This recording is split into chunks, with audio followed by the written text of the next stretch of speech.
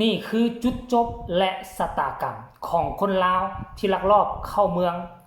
แบบผิดกฎหมายและไปลักลอบทำงานอยู่ที่ประเทศไทยแบบบ่มีเอกสารถูกต้องสุดท้ายก็ถูกจับกับทักทายสบายดี FC ทุกท่าน FC ทุกคนเนาะมาพบมาพ่อกับค่อยในช่องความเชื่อมื้อนี้มีข้อมูลข่าวสารมาจากฝากฝั่งของต่างประเทศของประเทศเพื่อนบ้านของพวกเรานั่นก็คือทางฝากฝั่งประเทศไทยเนาะท่านผู้ชมเนาะคลิปนี้บ่แม่นว่าจะมาสร้างความปั่นป่วนบ่แม่นว่าจะมาสร้างกระแสแต่อย่างใดอิงตามข่าวอยู่จากประเทศไทยท่านผู้ชมช่วงนี้บ่ว่าจะต่อมอไทยบ่ว่าจะต่อมอเกาหลีคือกวดล้างพวกผีน้อย หรือว่าพวกลักลอบถือบัตรวีซ่าเข้าไปเฮ็ดเวียกเนาะซึ่งมันผิดต่อกฎหมายผิดระเบียบผิดกฎหมายของประเทศเขาและผิดระเบียบผิดกฎหมายประเทศเฮาเดี๋ยวค่อยจะมาเว้าสู่ฟังว่าเป็นหยังจึงผิดระเบียบประเทศเฮานำความเป็นจริงแล้วเนาะบุคคลใดที่เป็นประชาชนลาวออกไปหาเวียกเฮ็ดงานทำอยู่ต่างประเทศต้องได้นำเงินตาเข้ามาในประเทศ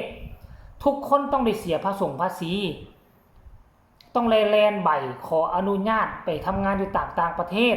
และไปพุ่นก็เฮ็ดใบมันถูกต้องเวลาไปอยู่ถูกต้องแล้วไปมองใดก็จะสะดวกสบายอยู่กินแบบสง่าผ่าเผยแต่ว่ายังมีคนลาวอีกประมาณ 90% ส่วนใหญ่ไปเฮ็ดเวียกอยู่ประเทศไทยถือบัตรนำเที่ยวถือเอกสารนำเที่ยวและไปลักลอบก็ขออยากถามแน่ว่าการแลนเอกสารเฮ็ดเวียกไปไทยนี่มันยากขนาดนั้นวะแม่น้ำโขงขวางกั้นซื่อๆลอยข้ามไปก็ได้แต่ว่าคนลาวส่วนใหญ่แล้วเป็นอย่างต้องเฮ็ดแนวนั้นหรือว่าส่วนใหญ่ผู้ที่ไปเป็นคนที่บ่มีความรู้บ่มีความสามารถที่จะไปเฮ็ดบัตรเฮ็ดใบได้แต่พวกเจ้าอย่าลืมอันนึงพวกเจ้าเฮ็ดบัตรเฮ็ดใบถูกต้องแล้วไปอยู่แบบสง่าผ่าเผยอยู่กินแบบสบายนายจ้างคมเห็นสามารถไปแจ้งตำรวจได้สามารถไปแจ้งกระทรวงแรงงานเขาได้เขาจะเข้ามาดูแลช่วยเหลือเจ้าเต็มที่เกือบซ้ำพลเมืองของเขาอันที่สองพวกเจ้าลักลอบไปถือพาสปอร์ต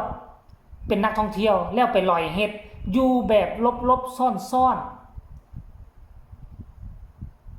อย่าสู้ไปคิดว่าตนเองเป็นคนลาวสามารถเว้าภาษาได้ไทยได้จ้อยๆตำรวจเขาแยกบ่ออกอย่าสู้ไปคิดครั้งนี้แยกบ่ออกครั้งหน้าเขาก็แยกออกและอีกอย่างประชาชนคนไทยเขาฮักของบ้านเกิดเมืองนอนของเขาถ้าเขาเห็นสิ่งใดสิ่งหนึ่งมันแปลกปลอมมันบ่คือเขาก็จะแจ้งเจ้าหน้าที่ตำรวจซึ่งมันแตกต่างจากชุมชนของบ้านเฮาและเหตุการณ์นี้ก็เกิดขึ้นอยู่ทางฝากฝั่งหนองคายกงกันข้ามกับนครหลวงเวียงจันทน์เจ้าหน้าที่ตำรวจก็ได้ไปจับคนลาวเป็นจำนวน 3-4 คนพุ่นน่ะจับอยู่2เหตุการณ์นำกันให้ไปเบิ่งข่าวนี้เบิ่งคลิปนี้ซะก่อนแล้วพวกเขาจึงมาพ้อกันในช่วงต่อไปขออนุญาตเจ้าของคลิปจากช่องทีวีไทยเด้อเนาะและพวกเจ้าใครมีคำตำหนิที่ส่งคำคิดคำเห็นเท่าใดหลังจากเห็นคลิปนี้แล้วก็จึงมาร่วมกันอยู่ในใต้คอมเมนต์ไปกันเลยปานคานเข้ามาอยู่ในไทยแบบผิดกฎหมายแต่เรื่องนี้ต้องบอกว่าดื่มสุราเป็นเหตุคุณผู้ชมเมื่อวานนี้ตำรวจจังหวัดหนองคายลงพื้นที่ไปตรวจสอบบ้านหลังหนึ่งบ้านหลังนี้เนี่ยชาวบ้านเขาร้องเรียนบอกว่าชอบดื่มสุราแล้วก็ส่งเสียงดังทำตัวเป็นผู้มีอิทธิพลในชุมชนนะครับแต่พอตำรวจไปตรวจสอบเมื่อวานนี้ปรากฏว่าไปเจอคนลาวเข้าเมืองผิดกฎหมายอาศัยอยู่ภายในบ้านและยังประกอบอาชีพต้องห้ามด้วยล่าสุดเนี่ยถูกจับกุมดำเนินคดีแล้วครับตำรวจตรวจคนเข้าเมืองหนองคายนำกำลังเจ้าหน้าที่พร้อมกับชุดสืบสวนตำรวจภูธรจังหวัดหนองคายทำการตรวจค้นบ้านของนายอภิชาติปานคานอายุ39ปีตำบลแก้งไก่อำเภอสังคมจังหวัดหนองคายขณะเข้าไปตรวจค้นบ้านพักของนายอภิชาติตำรวจเนี่ยเขาไปเจอคนลาว3คนคือนางอเล็กซานดราเนาแก้งใหม่อายุ14ปีซึ่งเป็นแฟนสาวของนายอภิชาติครับ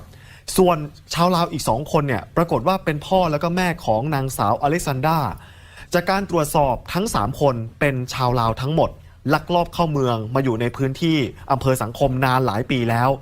และที่สำคัญ3คนนี้เนี่ยมีพฤติกรรมในการก่อความเดือดร้อนรำคาญใจให้กับชาวบ้านในพื้นที่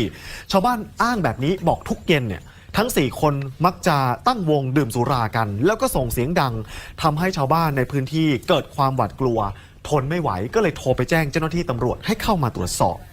พอตำรวจเข้ามาตรวจสอบปรากฏว่าเจอเลยครับชาวลาวอาศัยอยู่ในบ้านหลังนี้3คนจากการตรวจสอบทั้ง3คนเนี่ยลักลอบเข้าเมืองโดยผิดกฎหมายส่วนนายอภิชาติเจ้าของบ้านชาวไทยก็เลยถูกตำรวจแจ้งข้อกล่าวหาก็คือให้ที่พักพิงต่างด้าวให้พ้นจากการจับกุมของเจ้าหน้าที่ตำรวจนอกจากบ้านหลังนี้แล้วเมื่อวานนี้ตำรวจยังได้ไปจับกุมนางจรจันลาวงอายุ 35 ปี ชาวเมืองสังทองแขวงเวียงจันทร์สปป.ลาวที่ลักลอบเข้ามาอยู่ในพื้นที่อำเภอสังคมจังหวัดหนองคายเหมือนกันนางสาวจรจันลาวงเนี่ยจากการตรวจสอบพบว่ามีการลักลอบเปิดร้านขายอาหารไก่ย่างส้มตำข้างทางครับซึ่งถือว่าเป็นการกระทำผิดฐานลักลอบเข้าเมืองโดยผิดกฎหมายและก็ประกอบอาชีพโดยไม่ได้รับอนุญาตด้วยนะครับเบื้องต้นตำรวจได้นำตัวชาวลาวทั้ง4คนเนี่ยไปแจ้งข้อกล่าวหาดำเนินคดีและก็เตรียมจะผลักดันกลับประเทศต้นทางต่อไปครับพวกเจ้าเห็นกันแล้วหรือยังว่าการที่เป็นอย่างอยากไปทำมาหากินอยู่ต่างประเทศคือบ่เฮ็ดให้มันถูกต้องตามกฎหมายอันนี้ค่อยก็บ่เข้าใจแต่สำหรับโตค่อยน่ะบ่ต้องเว้าไปต่างประเทศอยู่ในประเทศลาวนี่น่ะค่อยจะไปเฮ็ดอีหยังค่อยก็เฮ็ดมันถูกต้องตามกฎระเบียบตามกฎหมายตลอด